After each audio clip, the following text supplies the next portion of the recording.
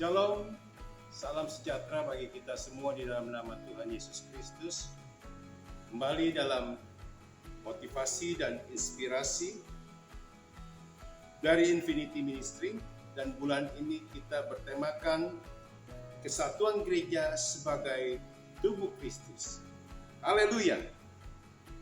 Mari kita lihat di dalam 1 Korintus 12 ayat 12 dan ayat yang ke-13. Dikatakan demikian, karena sama seperti tubuh itu satu, dan anggota-anggotanya banyak, dan segala anggota itu sekalipun banyak, merupakan satu tubuh, demikian pula Kristus. Sebab dalam satu roh kita semua, baik orang Yahudi maupun orang Yunani, baik budak maupun orang merdeka, telah dibaptis menjadi satu tubuh, dan kita semua diberi minum dari satu roh. Puji Tuhan. Roh Kudus memberikan karunia masing-masing berbeda-beda kepada setiap orang-orang percaya. Berikan kepada saya, pada saudara, pada orang-orang lain di luar sana, orang-orang yang beriman, orang-orang yang percaya. Dan maksud agar orang-orang percaya bekerja sama untuk membangun tubuh Kristus. Tanpa kerjasama, pelayanan yang kita lakukan akan menjadi kurang efektif. Maka jelas dikatakan di situ di ayat 12, 1 Korintus 12 ayat 12, karena sama seperti tubuh itu satu, dan anggota-anggotanya banyak, dan segala anggota itu sekalipun banyak merupakan satu tubuh, demikian pula Kristus. Dan sebab dikatakan di dalam ayat 27 di dalam 1 Korintus 12 ayat 27 dikatakan, kamu semua adalah tubuh Kristus, dan kamu masing-masing adalah anggotanya. Dan jelas Kristus Yesus adalah kepala gereja, dan kita adalah anggota-anggotanya, adalah umat-umat, orang-orang yang beriman, orang-orang yang percaya, yang dibenarkan dan yang dipanggil untuk menjadi satu tubuh Kristus untuk kemuliaannya. Dan dikatakan di ayat 13, sebab dalam satu roh kita semua, baik orang Yahudi maupun orang Yunani, baik budak maupun orang merdeka, telah dibaptis menjadi satu tubuh, dan kita semua diberi minum dari satu roh, yaitu Roh Kudus. Jadi sebagaimana satu anggota tubuh tidak bisa berfungsi bila tidak bekerja sama dengan anggota tubuh yang lainnya.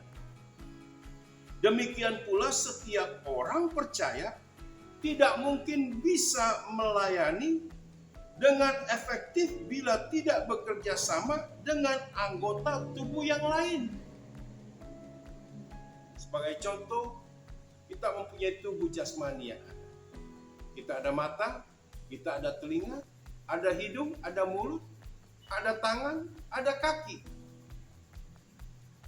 Tidak mungkin kita bisa bergerak kalau tidak ada kaki.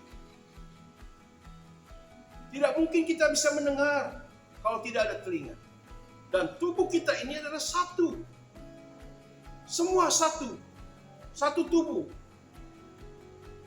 Semua berfungsi adanya. Dan inilah kerjasama yang ada. Kalau kita cuma hanya sebatas leher saja, hanya badan saja ke bawah, orang akan lari terbirit-birit melihat kita cuman hanya kepala saja. Tapi Tuhan berikan satu tubuh yang normal dan semuanya bekerja sama dengan baik. Inilah tubuh Kristus yang sama dengan tubuh jasmani kita. Dan tubuh Kristus itu juga dikatakan di dalam Roma 5 ayat 17, dikatakan demikian,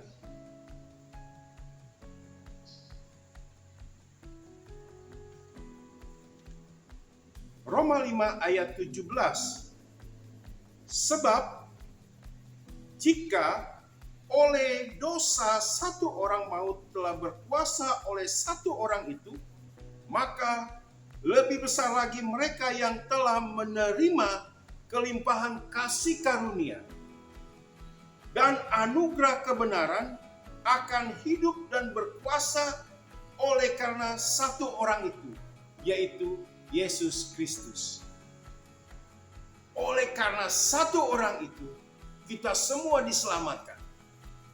Oleh karena satu orang itu, segala dosa kita sudah dihapuskan.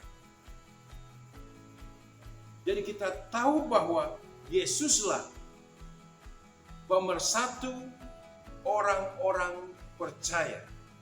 Yesus Kristus adalah pemersatu orang-orang yang beriman.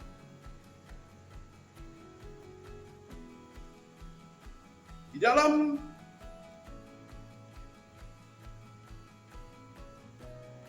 Efesus 4 ayat 15 dan 16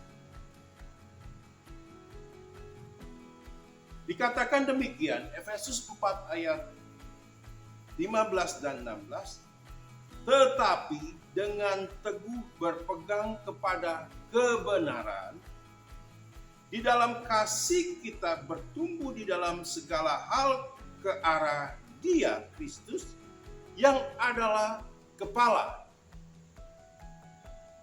Daripadanya lah seluruh tubuh yang rapi tersusun dan diikat menjadi satu oleh pelayanan semua bagiannya sesuai dengan kadar pekerjaan tiap-tiap anggota, menerima pertumbuhannya dan membangun dirinya dalam kasih.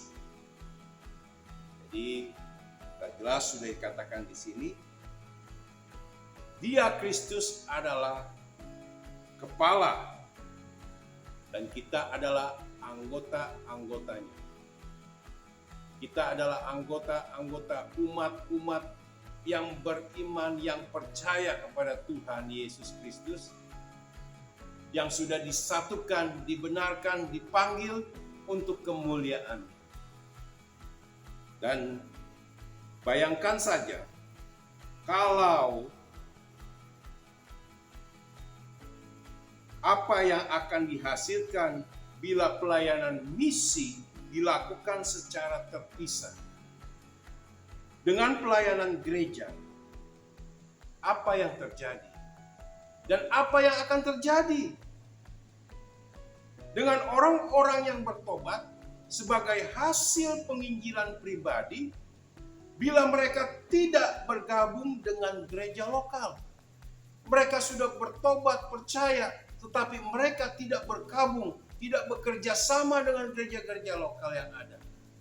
Apa yang dia perbuat? Apa yang dihasilkan dari pertobatan yang ada? Tidak ada artinya sama sekali.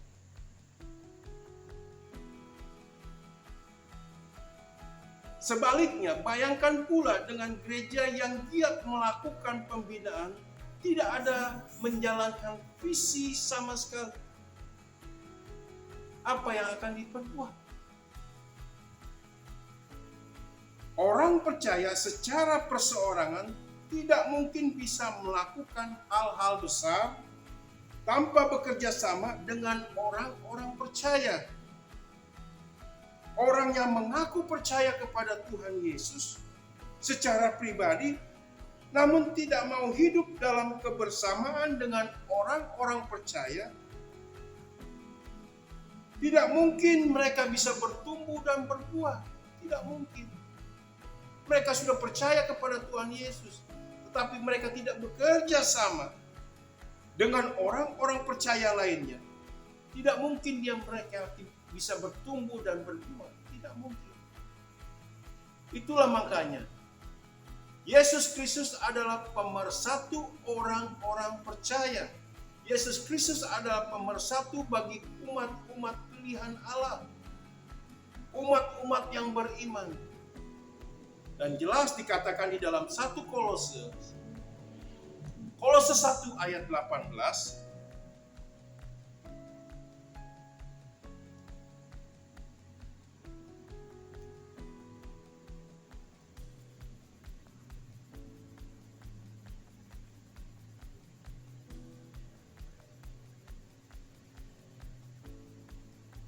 Kolose 1 ayat 18 dikatakan demikian.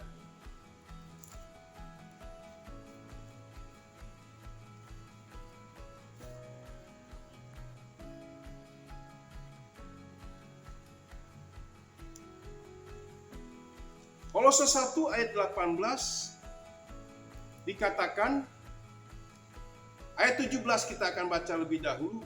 Ia ada terlebih dahulu dari segala sesuatu, dan segala sesuatu ada di dalam Dia. Ayat 18 dikatakan, ialah kepala tubuh, yaitu jemaat.